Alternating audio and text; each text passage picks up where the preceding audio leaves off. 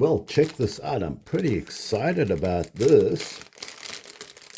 I'll tell you what I did. I took this iron, I placed this bag, which you can see is completely heat resealed. I placed it on some, between some toilet hand towel, paper hand towel, and then with the iron on second from max, I just ironed this like that, and it sealed this, it melted the two ends together. So I want to see if it's possible to pull this apart. No, that is pretty, I mean, it is possible to pull it apart, but it's pretty well sealed. Let's just do that again. I'm going to cut this, and it's trial and error what the heat of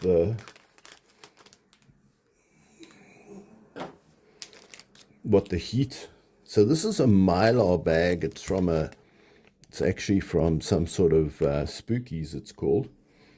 It's almost like Ghost Pops. It's like a cheese-flavored maize cereal type of thing. You saw that was open.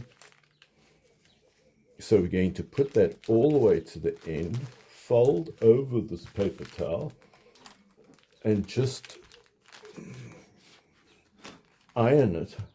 So I guess the reason for the paper towel is so that you don't burn or get the plastic to melt onto, your iron. Look, you can see that is sealed. That part which was not affected by the heat, you can see is fine. This part is sort of melted together. And that, I think, is how they originally seal these bags. So they obviously have a thermostat temperature control. So it's pretty hot, this iron. I think perhaps one could experiment and play around with how hot you want it, how much you iron it. But you saw I just ironed it for a couple of seconds, and there it seems sealed. So that's a way of reusing it. One thing I did do, though, was I washed out the inside of this bag so that it wasn't greasy. I think that helped a lot. And then, yeah, you can see that's resealed. So that's how to use your mylar crisp packets. Here is what the original crisp packet looked like.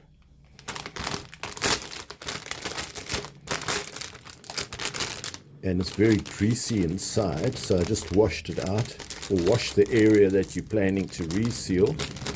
You could, if you're going on a picnic, put all your steak in here, and then you could reseal it so it doesn't leak juices or something all over the place, or just to keep snacks, sandwiches fresh.